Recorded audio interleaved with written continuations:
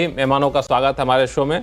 शुरुआत में इस बार मैं स्वास्थ्य आपसे करना चाहता हूं कि एससीओ समिट जब हुआ है, अब तक के आप डेवलपमेंट को देखें तो आतंकवाद एक बड़ा केंद्रीय मुद्दा था। एक समय आया जब इस एससीओ में आतंकवाद के ऊपर अलग विंग बनाने का, अलग सब ऑर्गेनाइजेशन बनाने का फैसला लिया गया, रैट जिसको कहते हैं। इसके बावजूद जब साझा बयान जारी करने की नौबत आई तो आतंकवाद पे दोहरा रुख क्यों? हाँ, नमस्कार आप सब लोगों को। और बड़ा अच्छा लग रहा है आप मुझसे शुरुआत कर रहे हैं, तो it's a nice change, welcome change. So आप सब लोगों की ओह, थैंक यू। इजाज़त लेकर, स्पेशली दीपक वोरा साहब की, क्योंकि वो पहले ही उन्होंने मुझे बड़ा बैकअप कर दिया है। जी, नमस्कार सर। तो देखिए एससीओ की जहाँ तक बात है, देखिए एससीओ जो है वो भारत के लिए बहुत यूज़फुल इस वक़्त नहीं है, और उसके पीछे कारण ये नहीं है कि उसके पीछे दृष्टि में कोई कमी है। एससीओ जो है शांघाई कोऑपरेशन ऑर्गेनाइजेशन है, भारत के लिए की दृष्टि से आप देखें तो दोनों ही ब्रिक्स और एससीओ दोनों ही भारत का जो मल्टी अलाइनमेंट है फॉरेन पॉलिसी का, उसका एक तरह से बहुत अच्छा एग्जाम्पल है। लेकिन दिक्कत क्या हो रही है कि एससीओ में पर्टिकुलरली जो वो एक सिक्योरिटी ओरिएंटेड ऑर्गेनाइजेशन है ना। एससीओ जो है उसमें ट्रेड और इन्वेस्टमेंट और इकोनॉमी की बात भी होती है, पर वो सेकेंडरी है। लार्जली उसका जो फोकस है वो सिक्योरिटी और डिफेंस पर है।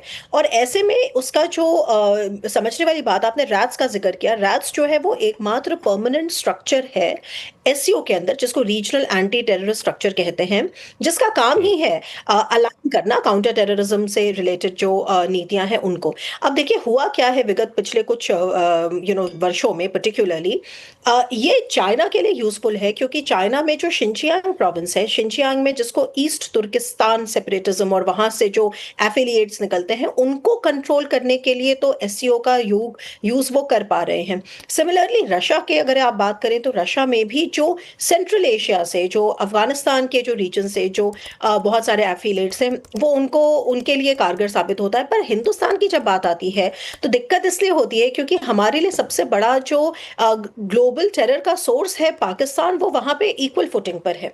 और ये जो इस बाहर स्पेशली ऑपरेशन सिंदूर और ऑपरेशन सिंदूर के बाद जो आफ्टरमाथ पूरा हुआ है हमारा डिप्लोमेटिक ओवरचर्स का एटसेट्रा, इसमें मैं इस पर्टिकुलर परिणाम से बहुत ज़्यादा सरप्राइज नहीं हूँ, क्योंकि आपको मालूम है कि पाकिस्तान अकेला नहीं है, उसके साथ एक ऑल वेदर फ्रेंड चाइना खड़ा है। चाइना डोमिनेट करता है एससीओ की इकोनॉमीज को। रशिया हमारा भी एक तरह का पुराना पार्टनर है, लेकिन आज की स्थिति में जियो स्ट्रेटेजिक जो रियलिटीज हैं उसमें वो चाइना के साथ झुकाव उसका दिखता है। तो एससीओ से मुझे तो उम्मीद ही नहीं थी।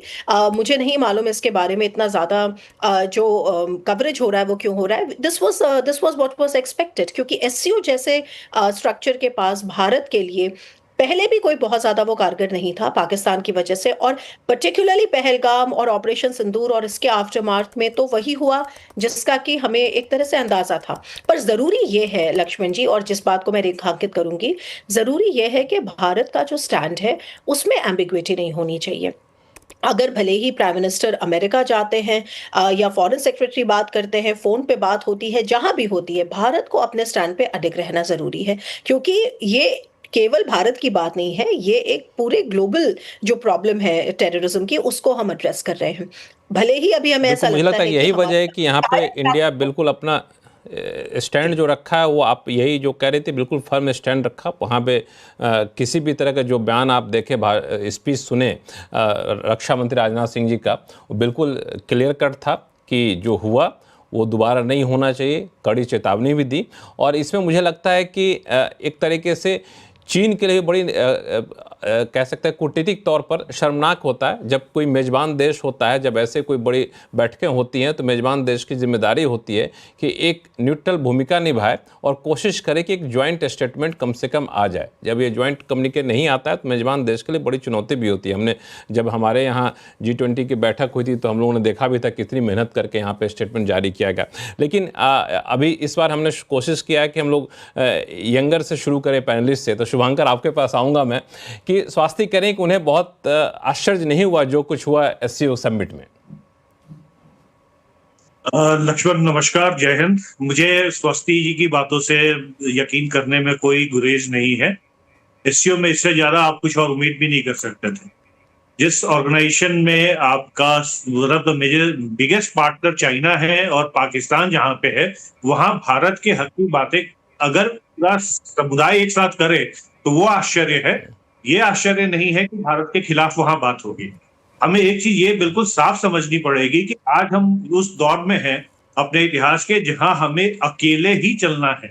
आज मुझे गुरुदेव रविंद्रनाथ टैगोर की बात, वो उनकी एक बहुत प्रसिद्ध कविता है एकला चलो रे, वो याद आती है कि आज वो दौर है कि अगले 20 से 30 साल तक हमें अकेले चलना है। हमें अपनी सामरिक, हमें अपनी आर्थिक क्षमता इतनी बढ़ानी है कि बाकी देश फिर हमारे साथ आए। हम एक संक्रमण काल में है लक्ष्मण। हमारा आज इस पूरे विश्व में कोई भी परमानेंट दोस्त नहीं है और हमें जितनी जल्दी समझ सके उतना बेहतर। वैसे भी डिप्लोमेसी में कोई परमानेंट फ्रेंड या परमानेंट एनिमी नहीं होता, बट ये हमारे लिए एक ऐसा दौर है जब हमारी बढ़ती हुई क्षमता जो है आर्थिक रूप से और सामरिक रूप से वो बाकी देशों के लिए पैलेटेबल नहीं। तो अगर आज अगर ये ज्वाइंट शामिल, अगर किसी वजह से अगर ये हो जाता तो ये शर्मल शेख पार्ट 2 होता। बिकॉज एक चीज जिसपे चर्चा होनी और भी जरूरी है कि बलूचिस्तान का जिक्र इसमें किया गया और बलूचिस्तान के जिक्र में भारत का बार बार पाकिस्तान भारत के ऊपर उसका डालता है, जबकि हमारा सिर्फ मोरल सपोर्ट है, हमारा और कुछ उससे लेना देना है नहीं। तो अगर ये इस तरीके की जो ऑर्गेनाइजेशंस हैं, चाहे वो एससीओ हो, चाहे वो ब्रिक्स हो, चाहे वो यूएन का सिक्योरिटी काउंसिल हो, यहाँ से हमें बहुत ज्यादा उम्मीद करने की जरूरत नहीं है। हमारी सारी उम्मीद हमारा इंटरनल सोर्स होना चाहिए। हमारे पास 140 करोड़ से ज्यादा की पॉपुलेशन है, हमारी इकोनॉमिक अभी जो स्थिति है उसमें एकला चलो रे वाले फॉर्मूला अपनाया जाए तो ज्यादा बेहतर होगा। मुझे मेरे सूत्रों ने बताया कि जब आप लोग बातें कर रहे थे तो एम्बेसडर बोहरा साहब एनर्जी ड्रिंक पी रहे थे, तो मैं सोचा बोहरा साहब के पास चलाई जाऊं। सबसे पहले बोहरा साहब, क्या कैसे देख रहे हैं कूटनीतिक तौर पर इस पूरे डेवलपमेंट को? बहुत बहुत धन्यवाद। 74 साल का मैं हो गया हूँ, एनर्जी ड्रिंक नहीं पीऊंगा तो शराब पीऊंगा क्या? I am enjoying having my energy drink because अभी काफी देर तक मुझे जाना है। फिर मैडम स्वाति राव की मैं बात सुनना। First of all thank you very much, बहुत अच्छा लगता है आपके चैनल पर। अभी हम कह रही थी कि हमारी फॉरेन पॉलिसी में कंसिस्टेंसी होनी चाहिए। मुझे 52 साल हो गए madam. I am going to quote for you something, अंग्रेजी में है और you can translate it into Hindi. मैं कोशिश करता हूँ। Foolish consistency is the hobgoblin of little minds. जिनके छोटे दिमाग होते हैं वो कहते हैं मैं हमेशा यही करूंगा। Consistency much adored by little netas, by philosophers and by sadhu sant. Ma'am साहब, डिप्लोमेसी में कंसिस्टेंसी नहीं होती। We call it strategic flexibility. हमारे एक अंकल होते थे, शायद आपने उनका नाम सुना होगा, मेरे दादा के दादा के दादा, उनका नाम चाणक्य था। उन्होंने कहा कीप स्ट्रेटेजिक फ्लेक्सिबिलिटी। हमको सबको बता दिया मैं तो इसमें ये करूंगा, तो कहां गया, मैं तो डूब गया। सर सेकेंडली, अभी आपने बात की है शंघाई कोऑपरेशन ऑर्गेनाइजेशन की। इसका नाम क्या है sir? Shanghai cooperation organisation. Shanghai कहाँ पे है सर? वहां मेरा नहीं ख्याल वो नाइजीरिया में है, वो शायद चाइना में है। So the name itself